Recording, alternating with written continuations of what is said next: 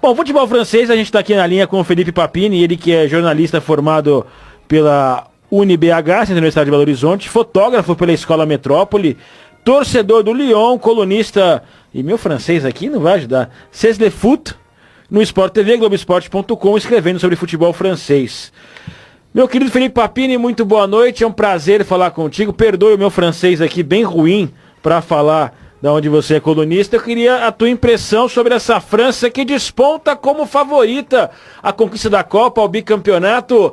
Agora, a imprensa francesa tem uma pulga atrás da orelha depois da Euro, ou a imprensa francesa também entende que a França é hoje a grande favorita à conquista da Copa do Mundo? Boa noite, Felipe. Boa noite, é um prazer participar.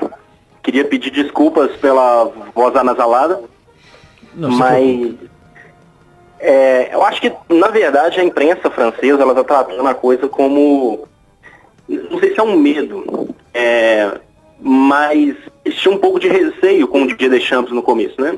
Sim. E agora o time vem apresentando um pouco de melhora em relação ao que vinha apresentando no começo da Copa. Deixa eu só fazer um adendo rapidinho. Claro. Tá dando um retorno na minha voz. Eu tô tendo um pouco de dificuldade para concluir o raciocínio. Tá, mas tentar baixar enfim, um pouquinho o retorno nosso aqui também. Beleza. Na real, eu acho que a França entra como favorita, sim, principalmente agora nessa reta final. Na verdade, existem times que ainda possam batê-la. Bélgica, por exemplo, eu acho que vai ser o adversário mais difícil, né? Eu já imaginava que o Uruguai fosse, mas a lesão do Casani deixou as coisas muito mais fáceis, né, para o time do Deschamps. Agora, de todo modo, eu acho que, ainda assim, do outro lado tem uma Inglaterra, né? Se a gente for olhar chave a chave, mesmo que a França passe da Bélgica, eu imagino que a Inglaterra chegue na final. Claro que pode dar a Croácia, né? Mas se a gente for olhar favorito por favorito, eu acho que independentemente do que acontecer, a França chega com um pouco de dificuldade até o fim. E a tendência é que os duelos, os confrontos fiquem mais táticos, né? Porque os times vão ter mais tempo de analisar.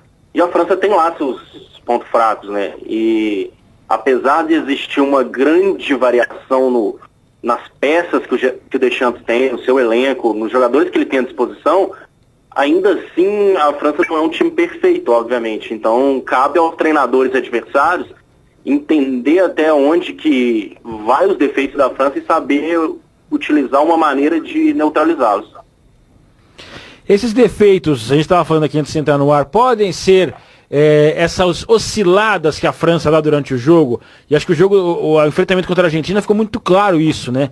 A França, ela consegue ter 15 minutos maravilhosos de melhor seleção da Copa e de repente se desliga do jogo, se desconecta, não sei se acomoda no resultado ou se realmente perde um pouco o foco.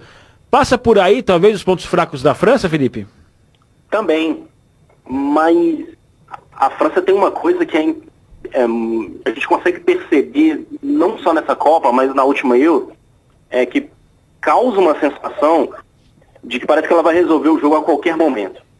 Sabe? É um tipo de frieza e uma autoconfiança na qualidade do seu elenco, a ponto de poder resolver a partida a qualquer instante. A gente viu isso no jogo contra a Argentina, inclusive. Na última Euro, para quem não se lembra, a Alemanha eliminou a Alemanha por 2-0 com um show do Griezmann.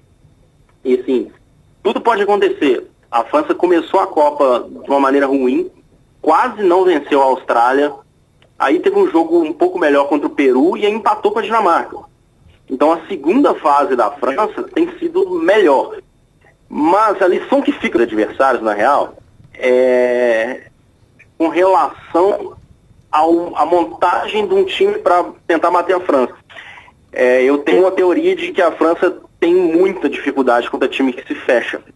Então, por exemplo, se a Bélgica jogar da mesma forma que jogou contra o Brasil para enfrentar a França, eu acho que vai ser um adversário duríssimo. Porque a Bélgica montou um esquema com 3 zagueiros e os 2 laterais fechando muito, né? E quando você faz uma formação dessa, você não permite que jogadores do time adversário, no caso do Brasil, por exemplo, que exploram muito a velocidade, como Coutinho e Neymar, você não dá campo para eles. Então, a partir do momento em que você tem um jogador como o Mbappé, e você tem uma defesa fechada à sua frente, você complica as coisas para ele. Agora, se você for jogar de igual para igual, o que é possível de acontecer, inclusive, eu acho que aí você vai dar uma condição para a França querer crescer um pouco mais no jogo. Então, a receita aí para o Martinez, técnico da Bélgica, é talvez montar um esquema mais defensivo e tentar sair no contragolpe igual fez com o Brasil. Eu não sei se... Claro que o Deschamps vai analisar esse jogo contra o Brasil e vai tentar armar um esquema para não pegar contragolpes como o Brasil pegou. Mas ainda assim, talvez, dentro do cenário que se desenha, seja a melhor opção para a Bélgica, para tentar avançar para a final, fazer um estilo de jogo parecido com o que fez com o Brasil. Jornalista Felipe Papini com a gente aqui no Saideira na Copa. Cleiton, pergunta para ele. Boa noite, Papini. Em relação à equipe francesa, já pensando um pouco no amanhã, porque daqui a uma semana a Copa do Mundo se esvai e muito se aponta que o nome do Deschamps já vai entrar para os livros de história, seja no caso como um dos treinadores franceses ou como entrando para a história como único, ao lado do Beckenbauer, os dois capitães que conquistaram títulos como jogador e como capitão de seleção. É verdade, bem lembrado isso, eu não tinha me dado conta. Então, ele pode entrar para a história ser os dois únicos capitães, o Deschamps, campeão em 98, o Beckenbauer em 74, os dois campeões como treinadores. Mas já existe algum papo na França em relação ao substituto? Imagino que já esteja bem enervado o papo, necessariamente. Eu li bastante sobre o Arsène Wenger, para assumir logo a seleção francesa após a Copa do Mundo, mas a demissão do Zidane e do Real Madrid abriu um cenário que favorece muito a ida dele. Se você fosse para cravar, aí eu já deixo uma pimenta nessa daí, mas apostando os seus mini euros, em quem você colocaria nessas horas para assumir depois do Deschamps, para manter uma continuidade com essa geração francesa que, para mim, ainda nem pisou na quarta marcha, ainda está poupando para semifinal e para final, Papini? Quem assume? Bom, depende muito. Eu acho que a resposta está em como vai terminar a Copa do Mundo da França. Eu acho que se a França não for campeã, o cenário desenha-se para Arsène Wenger. Isso na minha opinião. Porque ele é um cara que poderá, talvez, apagar um incêndio no time, no vestiário. Alguma coisa de estilo paizão, sabe? De talvez saber controlar o elenco. Porque é um time muito jovem, né? Então, assim, é natural que até mesmo algumas pequenas revoltas podem acontecer no elenco, algumas tristezas.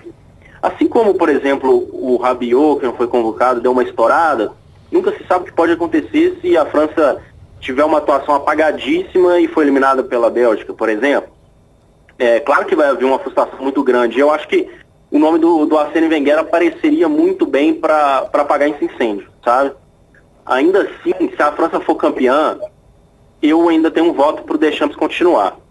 Continuo com minha opinião pessoal.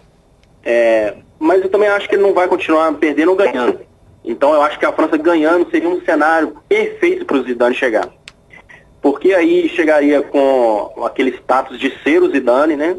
Com terreno limpo, sem muita cobrança, sabe? O tricampeão da Europa assumindo o campeão do mundo, né? Exatamente. E aí você tem tempo e paciência para o Zidane aplicar o que ele sabe, trazer alguma renovação, né, se for preciso, porque jovens jogadores franceses não faltam, então o leque é muito grande. Por mais que a França seja campeã, existem muitos outros jogadores batendo na porta para ter uma chance também. Então vai ser mais tranquilo para o Zidane fazer essa transição, entendeu?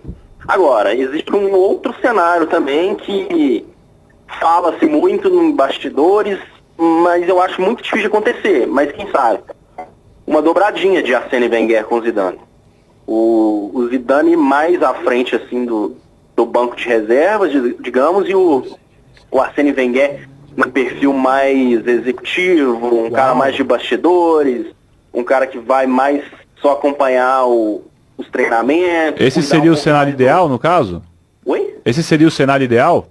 Na minha opinião, acho que sim. Também eu acho que dá para misturar a experiência dos dois. Porque se a gente for pegar o Arsène Wenger como um treinador e tudo que ele construiu no time do Arsenal, e por já ter também 68 anos de idade, é um cara que, não sei se ele tem ele vislumbra talvez uma trajetória como treinador ainda tão grande. Então, talvez seja o momento certo para ele fazer uma transição mais como coordenador, sabe? Eu acho que ele poderia ser essencial para Clairefontaine. Clairefontaine é o centro de treinamento, né, da França, da seleção francesa, desde do fraldinha, né, dos meninos pequenos até a seleção principal. Eu acho que ter o Arsène Wenger controlando aquilo ali, dando pitacos e observando jovens talentos, acho que seria perfeito uma dobradinha com o Zidane nesse sentido, sabe? Tudo pode acontecer. Eu acho que não se falam nisso com tanta força ainda, porque a França tá brigando e é favorita, né? Então, não é o momento também de fazer esse tipo de abordagem lá na imprensa francesa. Claro. Mas assim que a Copa acabar, isso vai ser muito evidente. Sem dúvida. E eu, já fiquei aqui viajando aqui com o Wenger e Zidane. Jairo, ia ser demais, hein? Nossa senhora. A junção perfeita, né? Exato. Uma dupla explosiva. Eu acho que ia ser uma sacada brilhante da Confederação Francesa. Tem pergunta pro Papini, Jairo? Papini, um abraço. Até por conhecer as características desse grupo da França, muito bem, né? Pela história, mas as características do grupo. Como Thierry Henry pode ser o ponto de desequilíbrio nesse confronto semifinal França e Bélgica? Thierry Henry, para o ouvinte estrear não se situar, é auxiliar técnico, né, na Bélgica e vibrou muito ontem. Mais uma vez ele levou vantagem contra a seleção brasileira. Um abraço, Papini. 98, 2006, 2018. Exatamente, 2018. Um abraço, Papini. Um abraço, Jairo. É uma boa pergunta.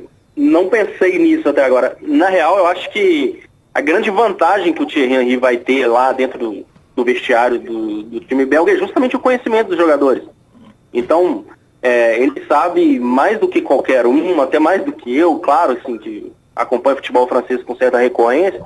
Ele sabe qual é a falha do Umtiti, ele sabe qual é o ponto fraco do Varane, ele com certeza sabe como neutralizar um sistema defensivo francês que se defende com 4 zagueiros, sendo, né, que a gente pode considerar os 2 laterais que em seus clubes eles atuam como zagueiro. Então, sem a bola, a França defende com 4 zagueiros mesmo, de fato. E talvez esse seja o grande mistério, né, de como bater essa França quando ela está se defendendo. Talvez chute de fora da área, pode ser. O jogo aéreo da Bélgica é uma possibilidade, mas a França tem armas para bater isso também. Se a Bélgica for utilizar um sistema de jogo aéreo, você tem ali o Pavard, que é lateral direito, ele tem uma estatura maior um pouco para lateral, né? Acho que, se eu não me engano, ele tem 1,87. O Varane já é um cara mais alto. O Pogba pode jogar um pouco mais recuado e ficar atento às bolas aéreas. A dúvida, né, sempre do time titular ali, quem é que joga, se é Matuidi ou se é Tolisso. Pode aparecer um Nzonzi, que é um volante que tem 1,97 m, se eu não me engano. Então, assim, se a Bélgica vir com o Fellaini, a França pode ir com o Nzonzi, entendeu? Então, é igual como eu disse na minha primeira resposta, é muito difícil. A França tem os pontos fracos, mas ela tem peças o suficientes para neutralizar os seus próprios pontos fracos. Então, a melhor oportunidade da Bélgica, como eu disse, é avançar em contra-ataque. Quando a França estiver propondo o jogo, a Bélgica utiliza o que tem de melhor com Hazard, De Bruyne, se for utilizar o Carrasco, se for utilizar o Mertens, Lukaku. Claro que a França não tem um Miranda ali para neutralizar ele igual foi, mas, enfim, tudo pode acontecer. Eu acho que esse é o melhor cenário, sabe? O Henry sabe disso. O Henry sabe que se pegar ali no contragolpe, talvez seja a melhor arma. Eu não vejo, de fato, um outro modelo de jogo a ponto de bater na França com grandes chances sem ser esse, entendeu? Então, acho que o foco da Bélgica tem que ser esse. Não sei se vai ser, mas tem que ser. Estamos falando de futebol francês. O Felipe Papini está com a gente aqui, ele que é do Sport TV, Globoesporte.com também, colunista. Como é que eu falo? Como é que fala que é C'est le foot, é isso mesmo? C'est le foot. Agora entendi. C'est le foot. Olha só, rapaz. Quis falar bonitinho. Então, meu francês é horroroso, né? Eu não consigo nem cantar, quanto mais, então... Mas é bom falar Ceslefoot, porque fica mais fácil do ouvinte de digitar no Google e achar meu boy. Ceslefoot, tá boa, obrigado, salvou aqui. Tá vendo, Cleiton? Eu falei por causa disso, rapaz, tá vendo? Então já te burrifou, tá vendo? Ele tava aí, ó, zombando do meu francês aqui de Jardim França, de Porto Rua aqui, França. Né? Meu francês de Cais do Porto aqui. E prova que o Felipe é bom de marketing, né? O Felipe pensa é até nesse detalhe. Autodidata em comunicação digital, isso é um monstro. Grande. Ô, Rodney, tem pergunta aí para o Papinho? Tenho sim. Queria levar o papo para um outro aspecto.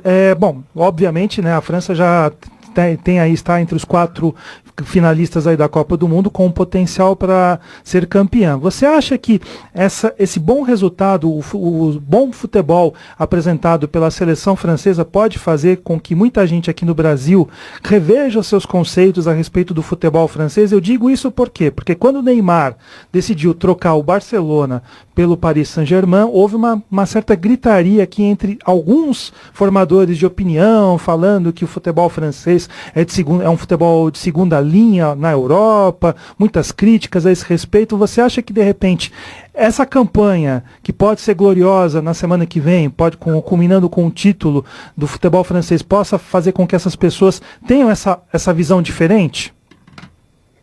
Que pergunta excelente. Seria meu sonho?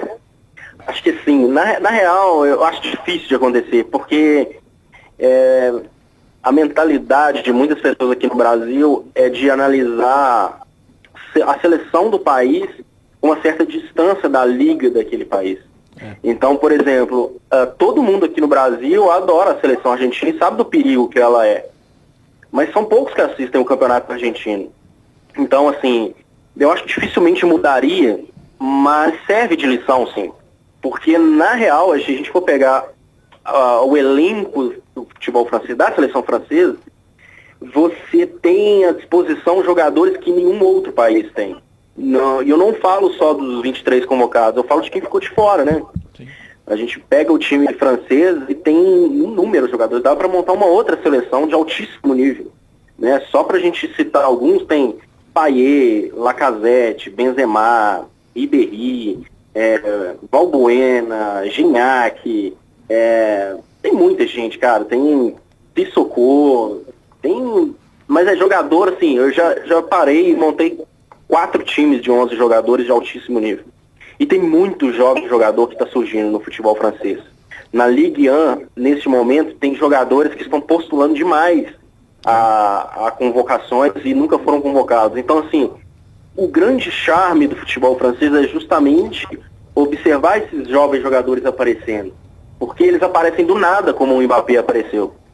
E de um dia para o outro, ele está destruindo defesas, que não são defesas ruins, como o senso comum aponta. São defesas físicas. O futebol francês ele é muito físico.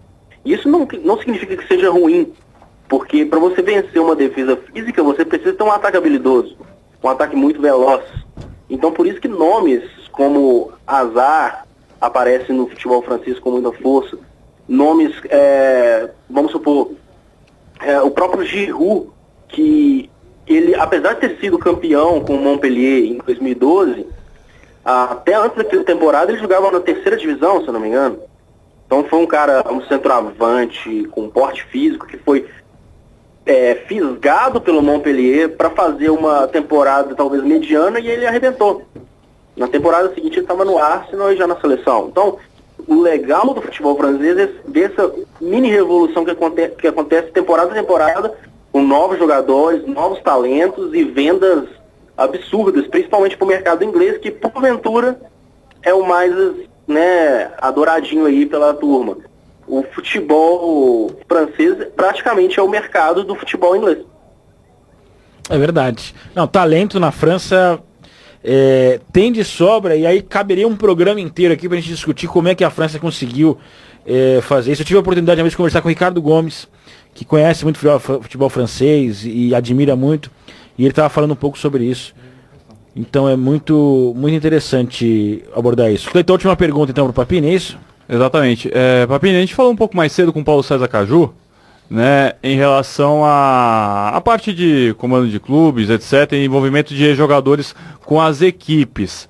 Você que está mais inteirado tanto pela Ligue 1 como a Ligue 3, que é a primeira e segunda divisões, existe, de certa forma, um grande envolvimento de ex-atletas envolvidos diretamente com os clubes, pelo menos em comissões técnicas, etc., porque essa foi uma tecla que o Paulo César Caju, aqui falando um pouco mais cedo conosco, ele destacou que isso daqui não existe no futebol brasileiro nas séries A, B, C e D.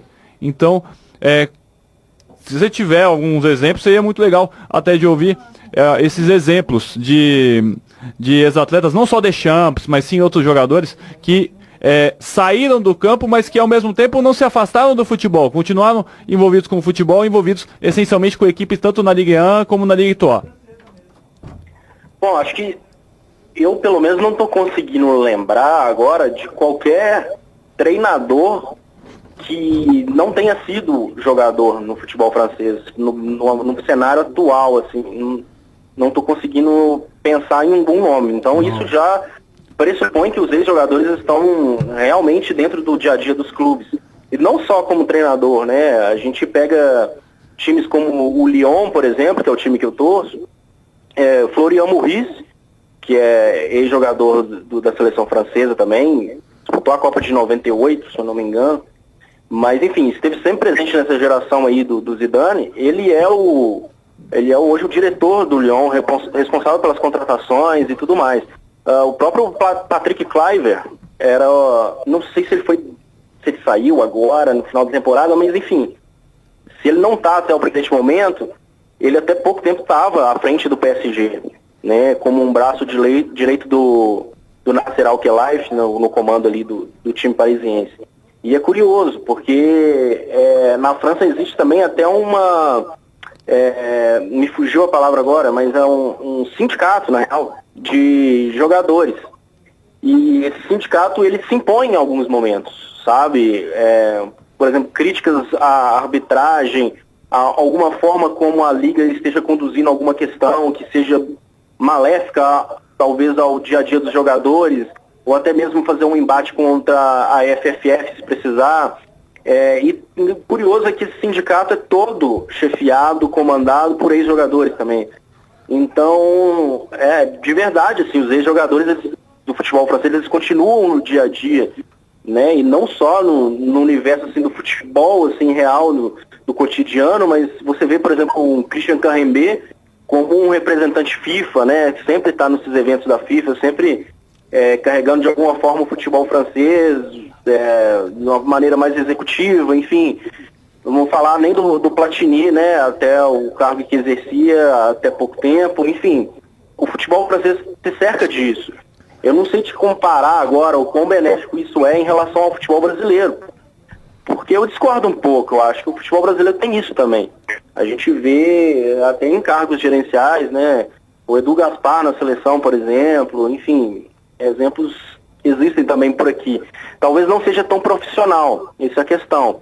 E talvez seja muito clubista, sabe? Aquela coisa de defender só o seu e talvez não se juntar para dar uma voz em conjunto, sabe? Eu acho que pode ser essa a diferença.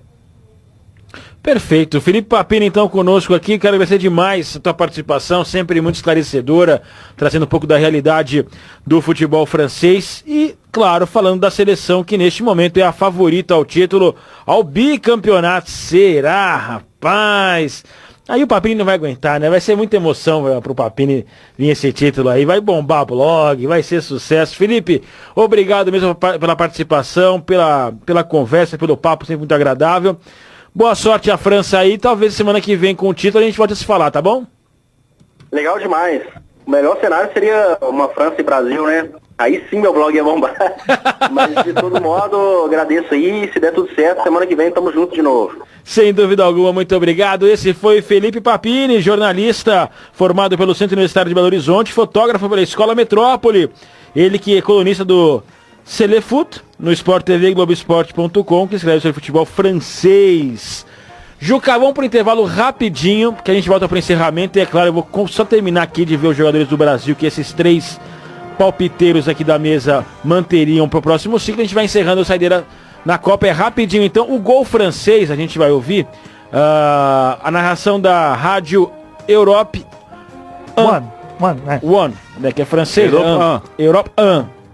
O professor de francês aqui, Cleiton é poliglota, né? Ele fala 8 Cleiton idiomas. Santos.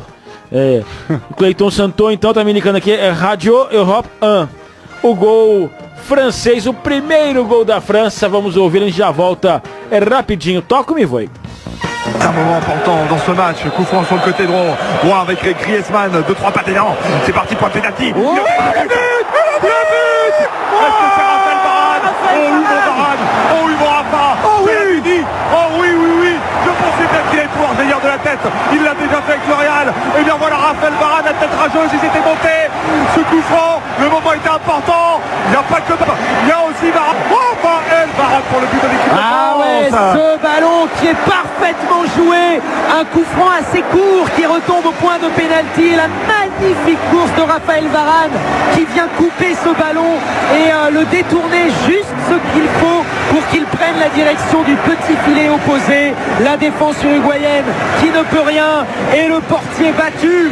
La France, à 5 minutes de la fin de cette première période, prend l'avantage dans ce match. Les Bleus sont devant. Quart de finale de Coupe du Monde.